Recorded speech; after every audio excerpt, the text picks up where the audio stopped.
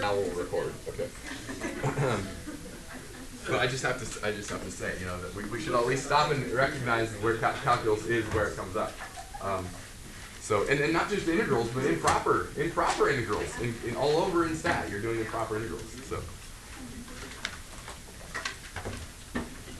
in fact, yeah. So statistics in general is a rich area for calculus. I wouldn't mind teaching statistics if I could teach it as a calculus-based course, right? Just like physics. I would never want to teach a physics class outside of being able to also talk about calculus, right? Otherwise, it's just like, what do you say? You memorize this formula. Go ahead. Right? Right. Let there always be sense making, please. Okay. Well, every couple days he also says, well, you can use calculus to do this, but we don't do that. Good. It makes it warm my heart. Okay, good. Let's think about 1 over x to the p. You did one of these for a in the warm-up, right? So let's just do it once and for all. You ready? Let's just nail every single one of these and have it done, okay? So let's consider this integral first. This is a general integral from some constant a, where a is positive. That's kind of necessary because I don't really want to think about the vertical asymptote on this. I just want to think about the, you know, from some constant. We've often done from like 1 to infinity or something like that. But it doesn't really matter. I mean, the point is, if you start at some positive number and then integrate to infinity, the question is, I mean, already, do you have a hunch as to whether you think whether this is gonna converge or not? 1 over x squared did, because we just saw that on the warm-up. We got 1, I think, right? What about 1 over x cubed? Do you have a feeling that will converge? I think maybe if you integrate 1 over x. But let's actually do the work here. So. So if you do this, that is what we've been doing all along. I'm integrating this function, 1 over x to the p, from a to b, where b is like infinity, right? So I'm just doing the work for you. I have every confidence that you could do this too. Right? Here's the integral. Just raise that power by 1 and divide, you know. Have you done the power rule before? There you go. That's the power rule. It's a little abstract here because we're doing it with letters, but whatever. It's still this is still the power rule. Check by taking the derivative. Isn't the derivative this, that? Great. And now I'm plugging in b and a and subtracting. That's what's happening here. Just study and make sure that every symbol you know its origin. Yeah. Check my work too. Make sure it's right.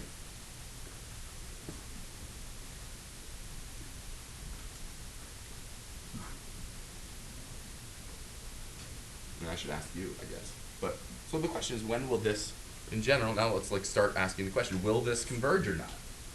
As we take the limit as b approaches infinity. Well, keep in mind that there's nothing here at all that involves b except for the blue term right there. So this hinges, doesn't it? This entire question of whether this even converges to a number or not hinges on this blue part I've highlighted, right? That's the only part that's involved in the limit. So that's the question, is does this converge or not? The limit as b goes to infinity of that. I've decided to rewrite it this way just temporarily. Is that okay? B to the first over b to the p. Well, you know from your pre-calculus knowledge when this converges. It converges if b is a number greater than 1, right? Or equal to 1. Did I say that right? Well, yeah. Certainly if p is greater than 1, it converges. Does it converge if p is equal to 1? Well, we didn't actually consider that here, did we? We actually did handle that situation the other day, though. Yeah, 1 over p, 1 over just x to the first, 1 over x. We did handle that situation as like a special case the other day, didn't we? We did that one in class on Friday. Yeah, it does diverge, and the reason it's a special case is that none of this applies, right? The power rule doesn't work when p is 1. Remember, the antiderivative is not this, it's natural law, right? So we had a little special footnote for that case, and here it is. I think we did this on Friday, though. So it diverges if p is 1, but I hope you see from this argument up here that it definitely converges if p is a number greater than 1. But if p is equal to 1 or less, then then this diverges. Take, for example, if p is 1/2. Then don't you have b over, or say p is -2 or something, right? Even. You'll have something like b to the first over b to the 1/2. Well, what will that equal then? Won't b to the first over b to the 1/2 be b to the 1/2? Well, that diverges as v goes to infinity, doesn't it? So in general, we can combine these results. We have in blue here, I wrote it as a nice result. But in general, we can just come out and say this, that this integral always converges if p is greater than 1. And it diverges otherwise, if p is equal to 1 or less. You see how we can do this? We can like say some more general things today. We want to kind of step back and develop some intuition about this. And maybe be able to like, I don't know, before we even start the problem, know that it's going to converge or diverge. So you don't need to have like every little piece of this discussion. This is the big result that I'd like you to have in your arsenal down here. But if you ever needed to prove the result, I think we've provided enough proof of that right here on this slide.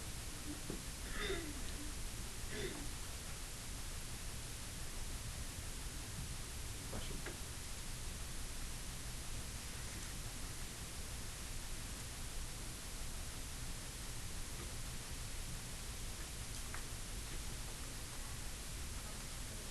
Huh? The clock is still on. That's true. Nobody notices though, because no one looks at the hour. I'll fix it.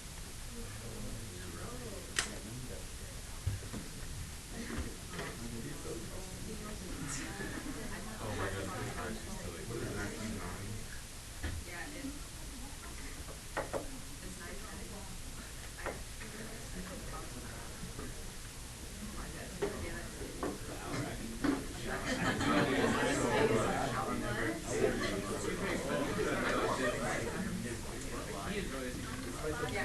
All right.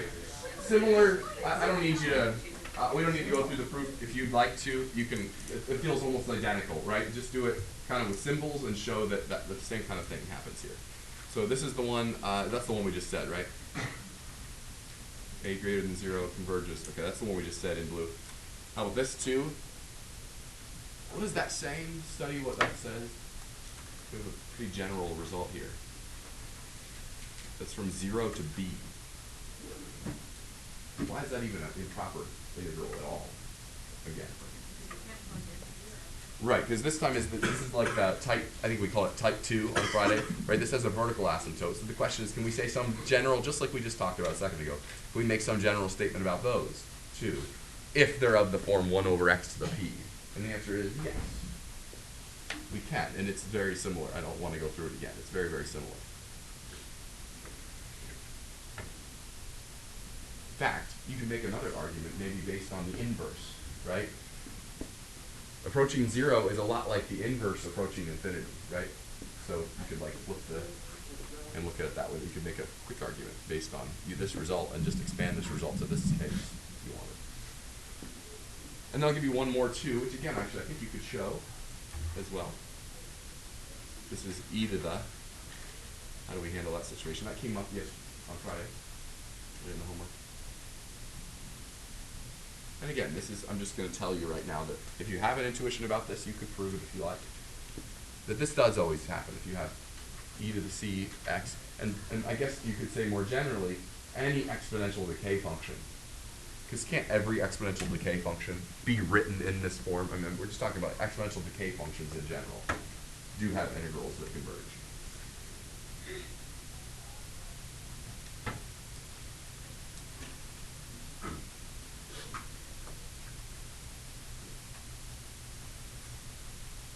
So we'll just now like be able to use those results. This is good, right? You ever see one of these that you know diverges? You could just say, well, I know all integrals of this type diverge. You might be able to weed those out right away.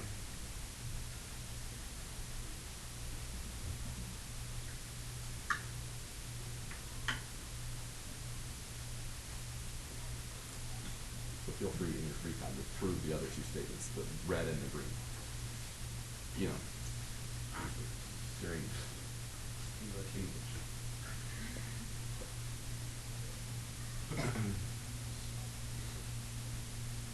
So we've already like the third one, the warm up today. You know, we do see integrals that we'd rather not evaluate sometimes. Here's one, for example, that I don't actually know the antiderivative of, and yet I think that I know that it. Well, what do you think? Do you have an intuition? It's not. Let's just be clear. It's not of any of the forms we just gave on the previous slide. Sad. But do you have a hunch? What do you think?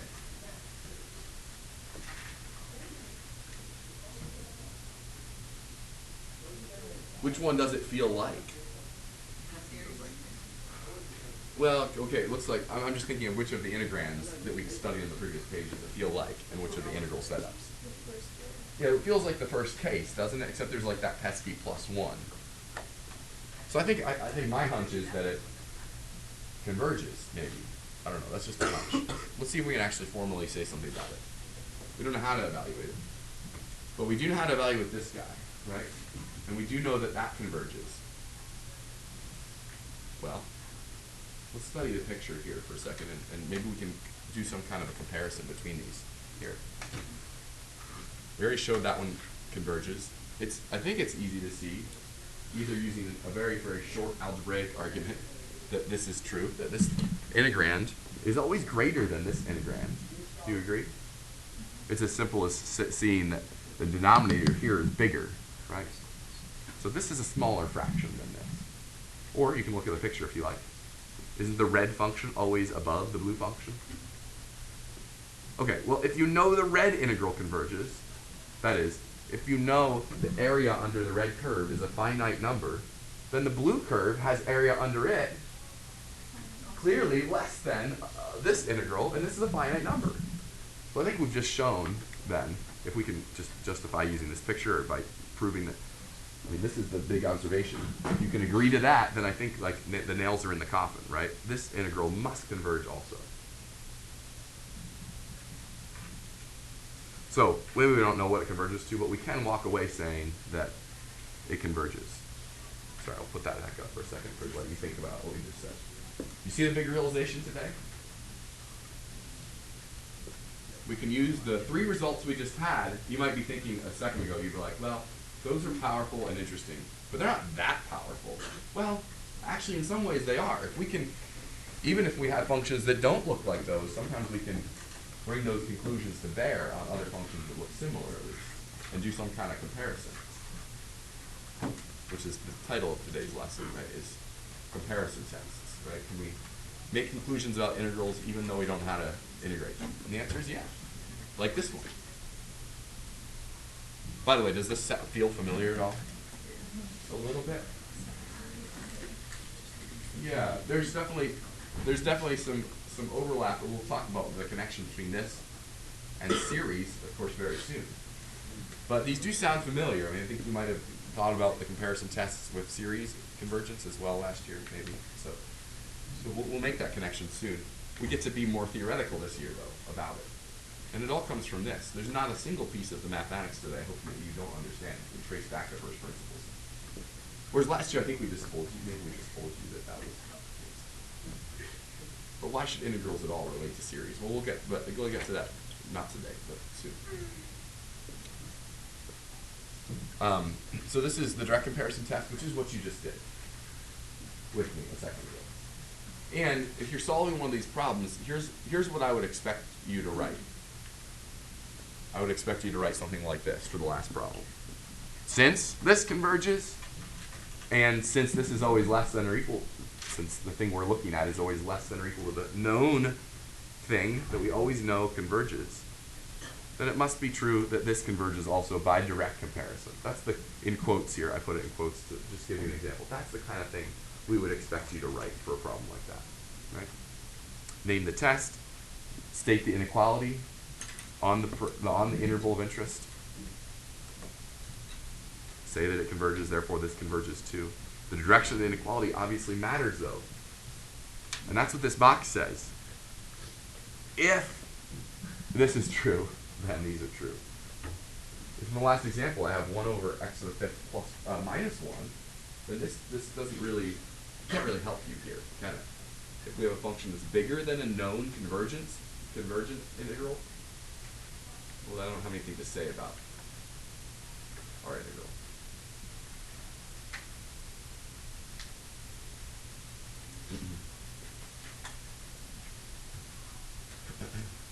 And I'll just put that note again here. I already said this, but obviously we don't. Sometimes we can say it converges, but we don't know what it converges to, and that's fine. And that's fine.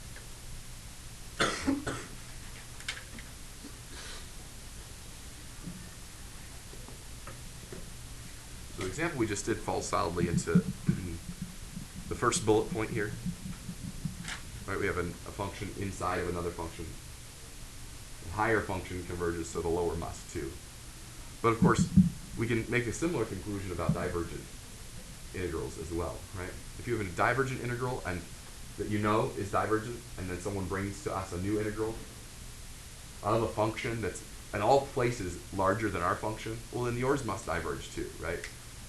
Yours is always bigger than mine. Go ahead, Josh. I wanted to ask, with these equal with 1 over x Hmm? with it, would we have to prove why that converges? That would be fine, right? That what we just said. This is what I expect to see. Yeah.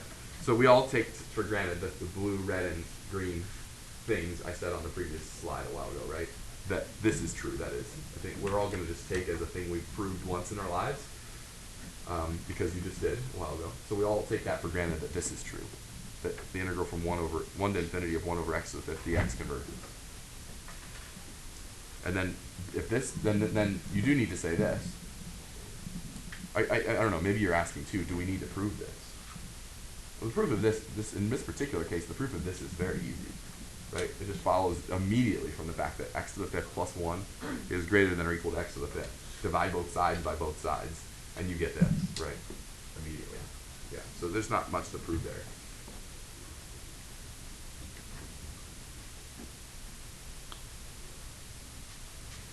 Okay, let's take a look at these two. Yeah, clearly both are ones that we don't plan on symbolically integrating, right? I think we all agree that we won't be doing that.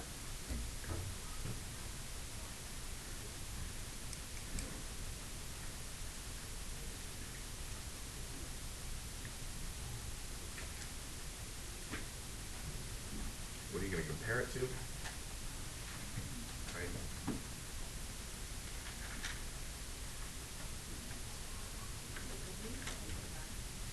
Come again?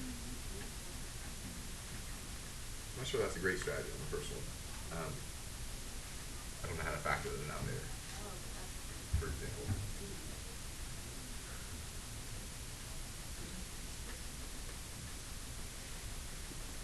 I guess you want to think for each of these. What does the integrand feel like? Does it feel like one of the things one of the forms 1 over x to the p? If so, for what p? Can you compare this to one of them? What would you like to compare this first one to? This guy here.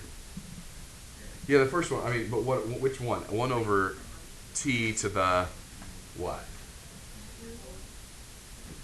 I mean, it seems like some of you are saying different things. Like I've heard 2, 3, and 4. I don't know.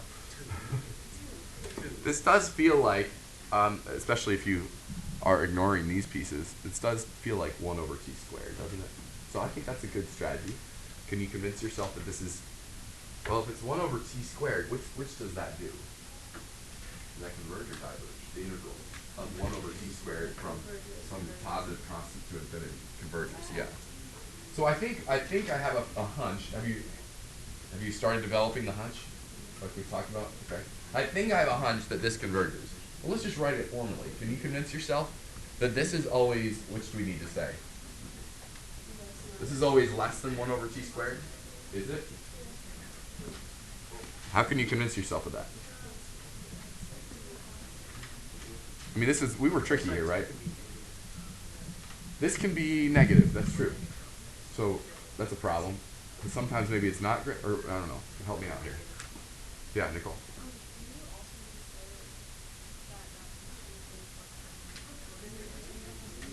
Is better than is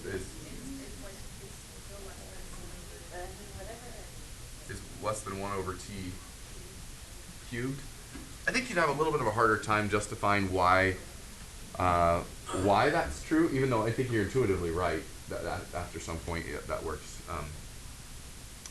Yeah, it's a little harder to like prove that that's true. I think though. I don't know. Do you just feel that that's true? It seems true. Yeah, I think you're right. It's just I might have a hard time proving that. I don't know. T cubed is it actually, and also it may, yeah. Trying with this. It's possible that could it be possible that that's not even true? I have to think about what that. Yeah, it should be. I think that might be true. Yeah, I don't know. Can you convince? I guess like my thought is, can you convince yourself that t to the fourth plus t 2t plus cosine t is greater than or equal to t to the fourth? Because if we can do that, then I think we've convinced ourselves that this function here, the whole function, is less than t squared over t to the fourth, right? If this down here, and I guess really that amounts to, doesn't it, asking, is this true? Is it? For these values, 1 to infinity, is that true? I think it doesn't take too much work to convince someone of that. Just, if it hasn't come to you yet, just think about it for another 5 seconds. Especially considering the values only 1 to infinity. This is always greater than 2 for those values, isn't it? Does that convince you that this is always positive? Okay. So if that's true, then I think we've convinced ourselves that that this does converge, that this is for sure always less than 1 over t squared, and then we're done, right? So I'll write something similar to what I wrote in quotes on the previous page, and I'd like you to write something of this kind too. Since the integral from 1 to infinity of 1 over t squared dt converges because p is equal to 2, which is strictly greater than 1, right? That's our test from earlier, right? Yeah.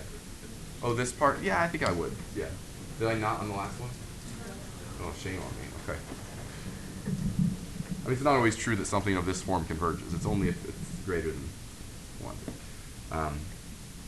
And t squared over t to the fourth plus 2t plus cosine t is always less than or equal to, I mean, that's the only demand we need, but you could just say strictly less than 2.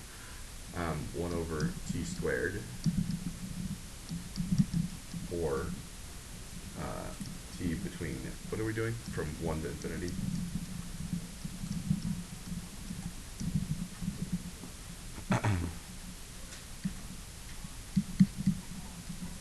It must be true that this integral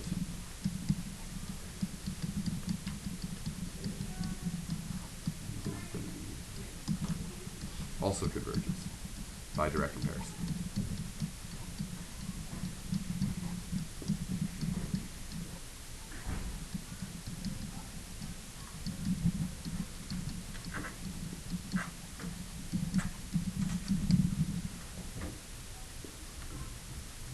How do you feel about the next one?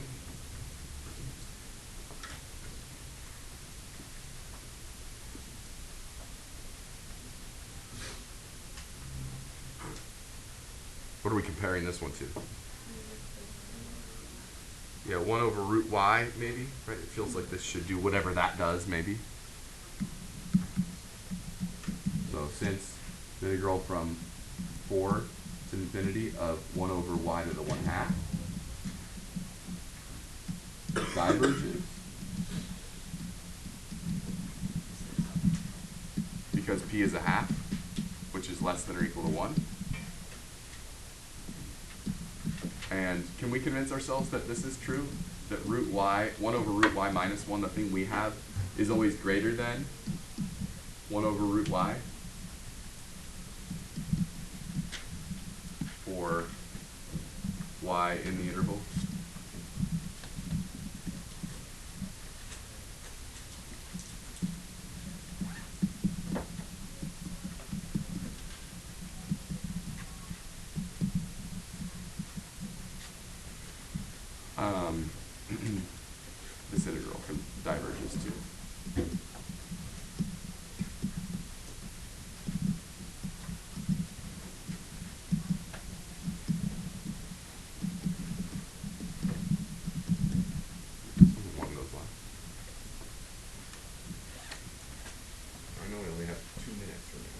like to at least show you. I'd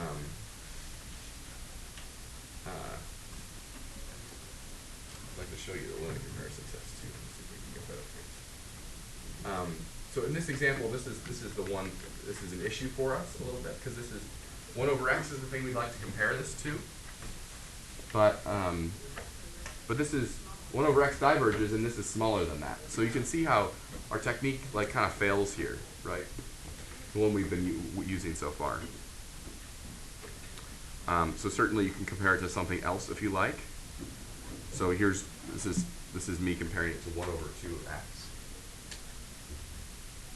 Do I know that 1 over 2x diverges? Not really. That's not something we said today, is it? That 1 over 2x diverges. There's so much more to say. It's all right.